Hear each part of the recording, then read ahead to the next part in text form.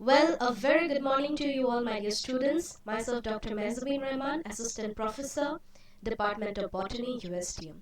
So, in this lecture, I will be discussing about gene regulation in prokaryotes.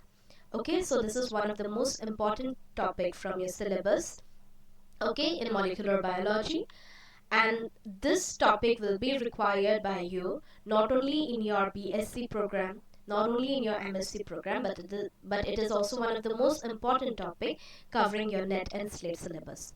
Okay, so before moving on into the depth of this particular topic, I want you all to be very clear with some basic terms. Okay, because without knowing genes, we cannot directly go into regulation part, isn't it? So, and to know genes, you have to be very clear with your basics, such as what is chromosome, what is DNA, and then comes genes. Okay, so what is the first thing that comes to your mind when I say chromosome? What is the first illustration that comes to your mind when I say chromosome? Yes, definitely the X shaped structure, isn't it? Yes, that is chromosome, and that particular chromosome contains your DNA. Okay, DNA is made up of nucleotide bases, ATGC bases, and segments of that particular DNA can be termed as genes. Okay, so genes are nothing but the physical characteristics that an organism possesses. Okay, so that means we can say genes is something which defines you. Who you are will be defined by a gene, because gene will say what color your hair is, okay, what color your eye is, what is the skin color that you possess, isn't it? Those are nothing but genes. So, chromosomes contains DNA, which is a long sequence of ATGC, okay, and there are certain segments divided. This particular DNA is divided into certain segments, okay, and that particular segments defines your physical characteristics, and those are nothing but genes. We have around approximately more than 22,000 genes in our body. Okay, so you must uh, be knowing how important are genes in our body, and it is very important to regulate them. When I say regulate them, when I say regulation, what it is? Yes, we need to control the expression of a particular gene. Okay, gene expression needs to be controlled. We need to make sure whether this particular gene at this particular point of time should be expressed or should be suppressed. That will actually define how that particular organism will work. Okay, because if suppose you have a gene A and that gene is repeatedly produced in the body, excess of everything is bad, okay, and suppose that A gene is again switched off, it is not expressing, there is no production of gene A, excess, or what is the other word, deficiency of if anything is bad. So similarly, we need to control the expression of a particular gene. We need to turn it off when its work is done, and when it is required we need to switch it on so that it is produced in the body. Okay, so gene regulation in prokaryotes can be well studied with the help of operons. Okay, what are operons? We will discuss it in the later slides. Okay, so there are numerous operons in prokaryotic body. Okay, but the most important of them are three are there. Okay, in this lecture we will be discussing one out of the three, that is lac operon. Okay, so lac operon is also known as inducible operon. So we will come to it one by one, why it is known as inducible, why it is known as lac. Okay, but firstly, we need to remember these two great personalities who actually discovered this operon, that is Jacob and Monod, and they have got the Nobel Prize for it. Okay, moving on to the first slide. Yes, so what I have said that before studying lac operon, you should know again what is operon. Operon is nothing but a cluster of genes. So you know what is genes. So you can just imagine a DNA, okay? As I have already said, DNA has got certain segments, okay? And that particular segments in the DNA are nothing but genes. So when you have a cluster or a group of genes, okay, controlled by a single promoter. Remember, I'm saying a cluster of genes controlled by a single promoter. Okay, that are transcribed. Transcribed means this will form its functional part, that is the mRNA, and that particular mRNA will give rise to protein. So I think you all know what is the central dogma of biology. You have a DNA.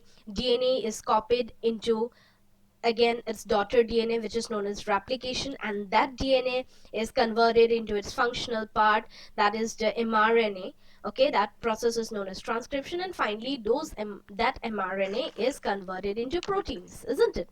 Okay, so now what you have understood, that operon is nothing but it is a structure. Okay, there will be numerous genes together which is controlled by a single promoter. Okay, and these genes will later form its functional proteins.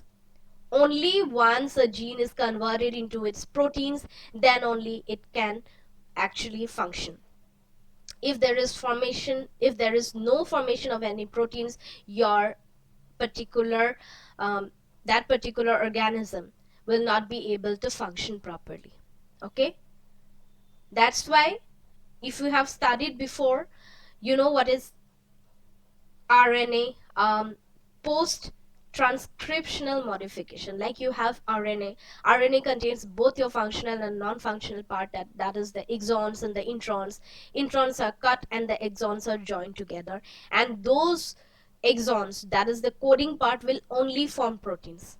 Okay, so it has to go through a series of processes, okay, to become functional. Okay, moving on to the next slide. Okay, so you have understood operon. I hope I'm very clear with operon. Moving on to regulation part. Okay, so what is gene regulation? Very clearly it is written. It is the process used to control, definitely, timing, location, and amount in which the genes express. I think I have already discussed this, isn't it? What I have said, that you must be very thorough with the timing of a particular gene, the location, and at which amount it is being processed. If it is expressing too much, just stop that process then and there.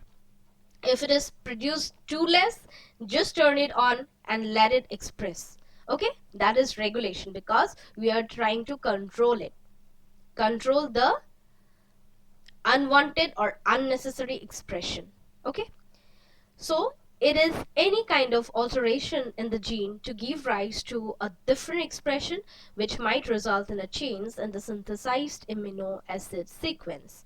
Yes, the number 2, gene regulation in prokaryotes is most extensively observed at the initiation of transcription. Thus, the gene expression during transcription initiation is affected by regulation. Regulation usually takes place in the expression of the RNA polymerase at the promoter site. Yes, remember, you have your genes and your promoter is located just upstream.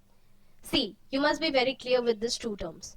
Upstream, downstream. Something which is found ahead, you can say upstream.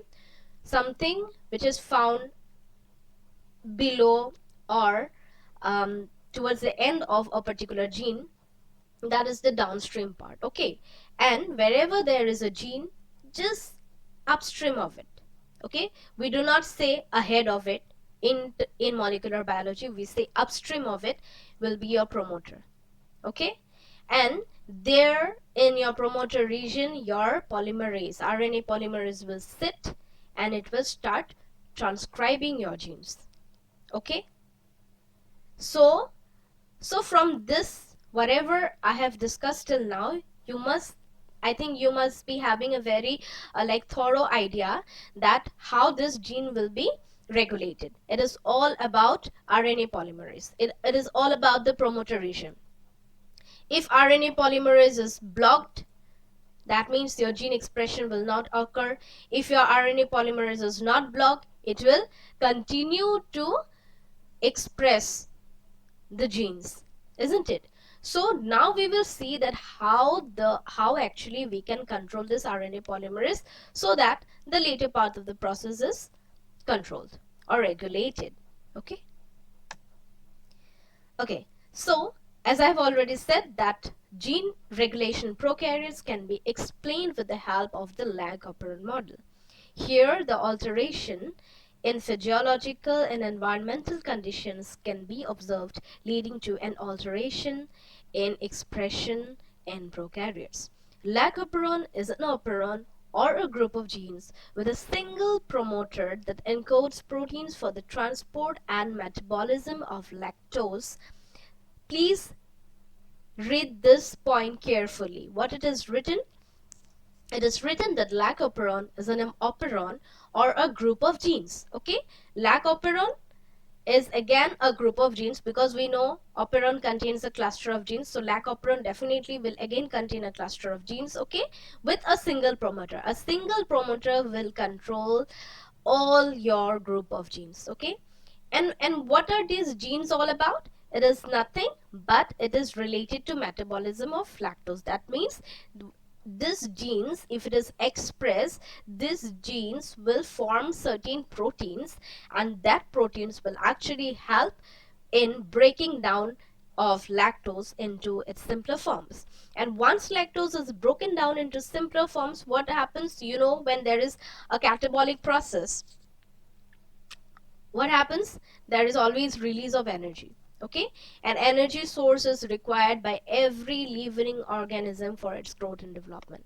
So what is the basic scenario? What is the objective, or what is the aim of lac operon?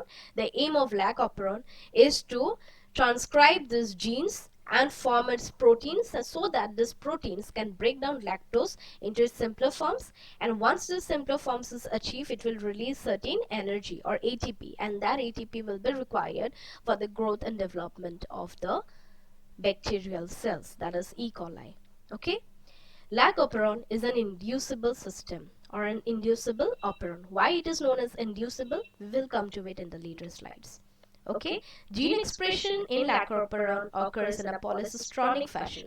So what is polycistronic fashion? As we have already said that this particular operon contains a group of genes that is controlled by a single promoter. When there is single promoter controlling a group of genes, it is known as polycistronic fashion, and this particular polycistronic fashion is only observed in case of prokaryotes and not in eukaryotes. In eukaryotes, it is always monocistronic. That means there will be a single promoter followed by a single gene, promoter, single gene, promoter, single gene, and that way. Okay. Okay, so this is how the lac operon looks like. Okay, see, these are the group of genes. We have three structural genes all together in lac operon, that is lac Z, lac Y, lac A. Okay, which is controlled by a single promoter. Okay, can you see this? A single promoter is controlling three different genes, but in this is known as polycistronic fashion. But in eukaryotes, what happened?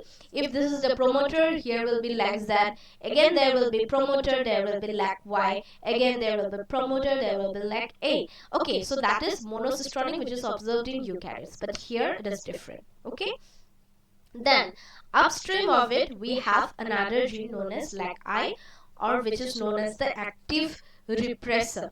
I mean, this is actually the regulatory gene. See, we are discussing about gene regulation. Now here comes actually our important gene, which is known as the regulatory gene. These will actually control your RNA polymerase now. Okay, regulatory gene, it will produce a protein known as active repressor. From the word itself, repressor, you must be having a basic idea that repressor means it will be doing something sort of repressing kind of mechanism here. It will play a role of repressing. Okay, it will try to inhibit.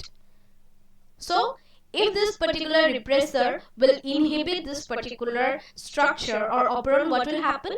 this particular genes that you can see, that LAGZ is LAGZ a gene will produce its protein, that is beta galactosidase, like Y will produce permease, and LAC-A will produce transacetylase. If the repressor comes and bind at the operator region, RNA polymerase will not be able to move ahead, and as a result, these particular proteins will not be produced. Okay? How it actually works, you will be very clear in your next slides. Okay. So we have already discussed this. We have seen in the previous slide, LAGZ codes for beta galactosidase, like why you should be very thorough with this particular terms, okay? Because questions, MCQs will come from this part, okay? Yes, now we will see how does it work. So we know this is the overall structure of lac operon, okay? Now what will happen? We also know this, okay, isn't it?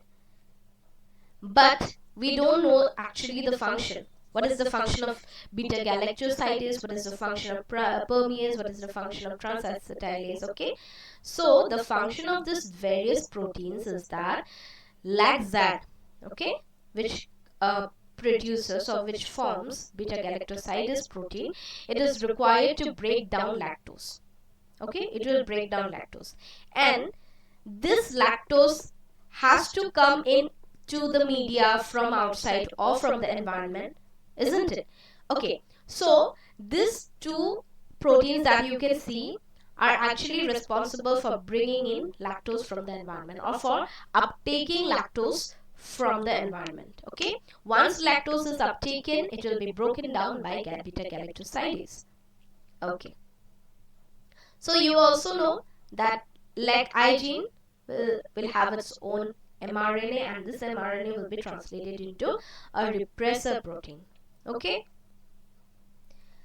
now see, by default, when I say by default, I'm talking about the presence or absence of nothing.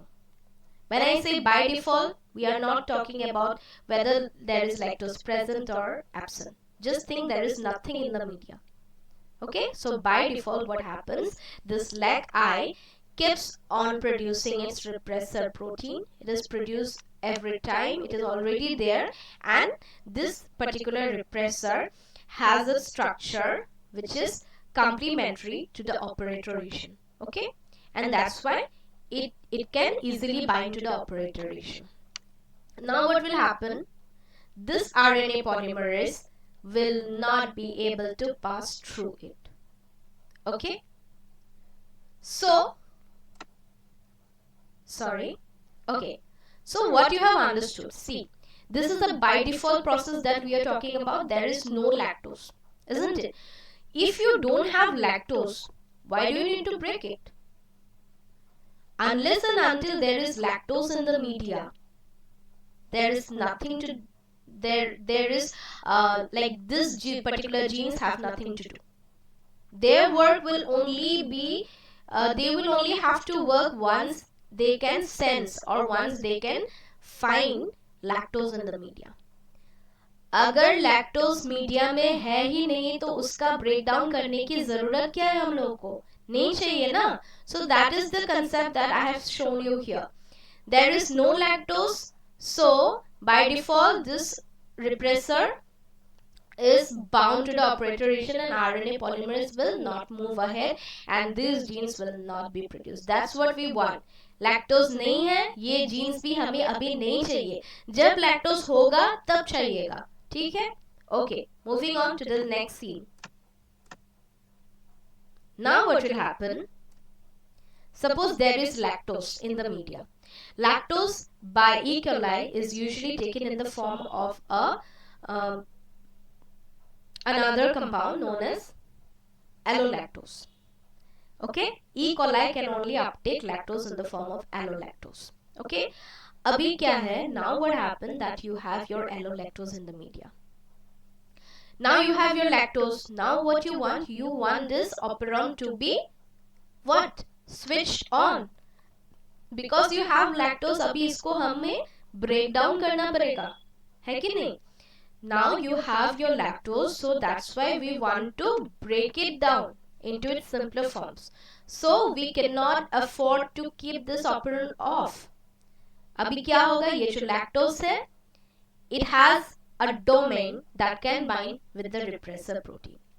अब जब ये repressor protein के साथ bind करेगा ना, अभी क्या होगा, definitely it will not be able to bind with the operator region.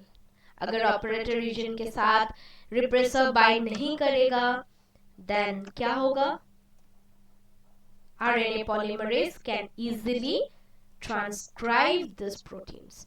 और ये proteins, when these proteins are formed, this can easily break down lactose. So what you have seen till now, when there is no lactose, we have nothing to break down, so we don't want unnecessary formation of these genes, unnecessary formation of these proteins, isn't it?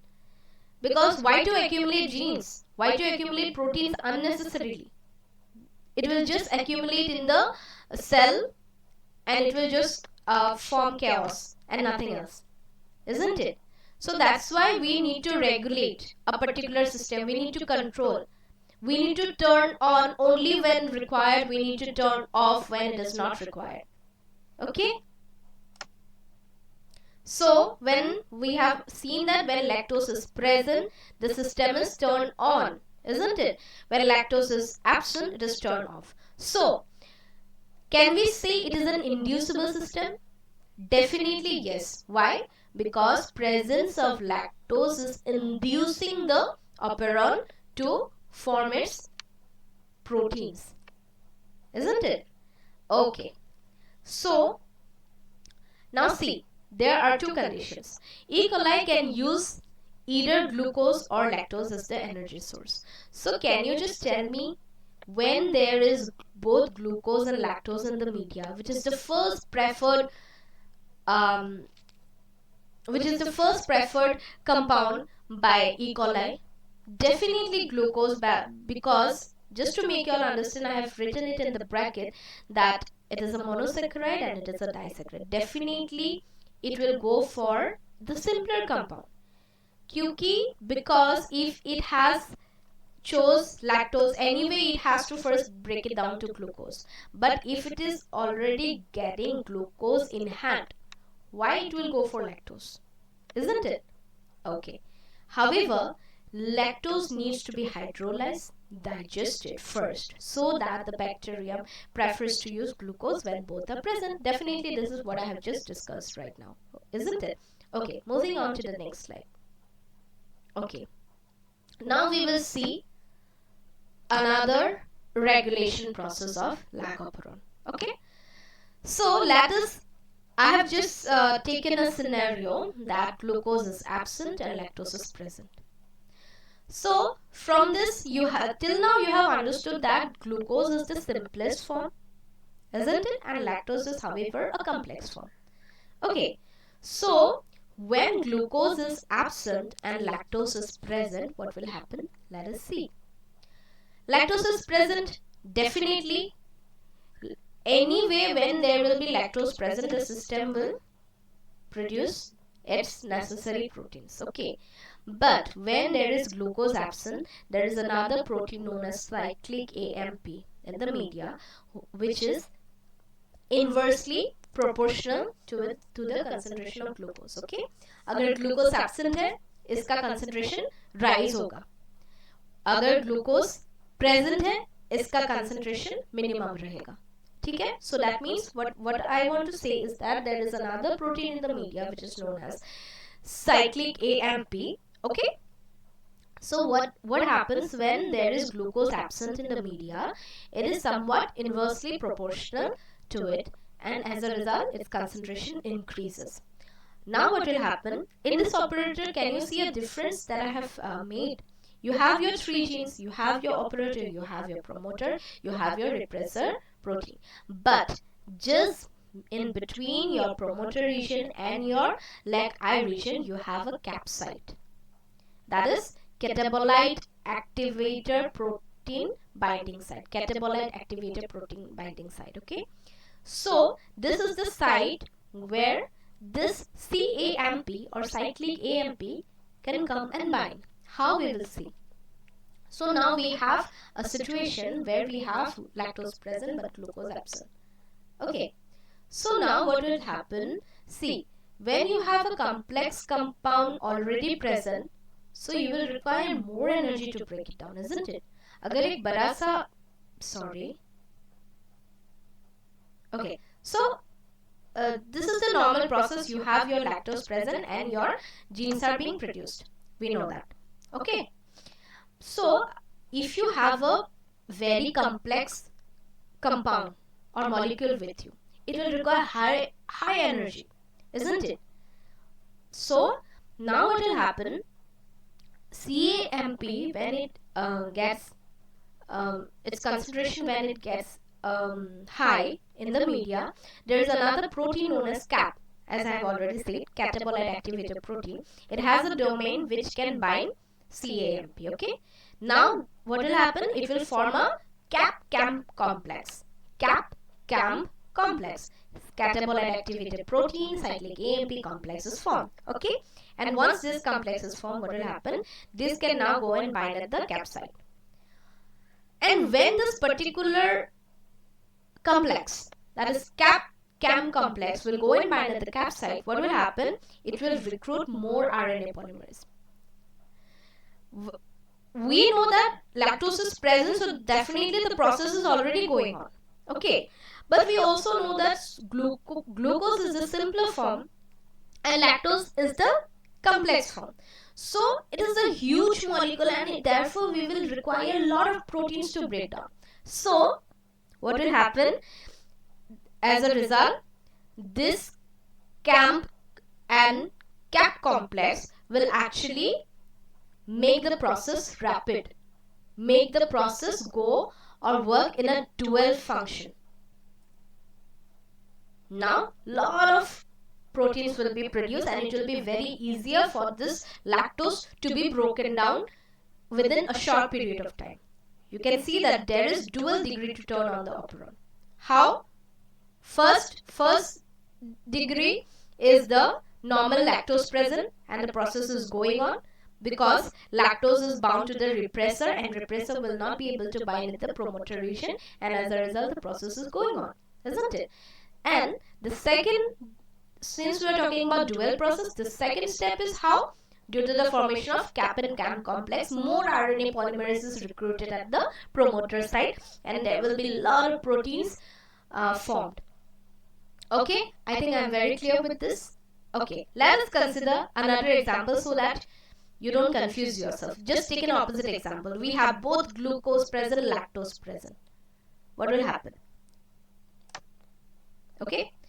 So definitely when glucose is present, as I have said that it is inversely proportional with the CAM concentration in the media, definitely its concentration will go down. And when this concentration will go down, this CAP and complex will not be able to form, and as a result, this particular complex will not be able to bind at the CAP site, isn't it? So as a result, what will happen? We already have lactose present and glucose also present. Okay, but now we already have a simpler molecule, so we don't want extra energy, we don't want extra RNA polymerase to make our proteins. Why we need it? We don't need it because we already have glucose now. We don't want lactose. Lactose is there, but we will now prefer glucose first. Unless and until the whole glucose is depleted from the media, then we will go for uptaking lactose. Then we will go for again the dual degree process, because lactose is again a complex molecule. We will require more RNA polymerase. We will require more energy to break it down. But अभी हमारे पास एक simple सा molecule है, इसको break down करने के लिए हमें ज्यादा प्रोटीन की जरूरत नहीं है. Okay, we have a very small molecule now, okay, which is glucose, so we don't require much of RNA polymerase here because we won't require much of proteins. Little bit protein will be enough to break down and what to say, to uptake energy from it, and that energy will be required by the E. coli for its growth and development.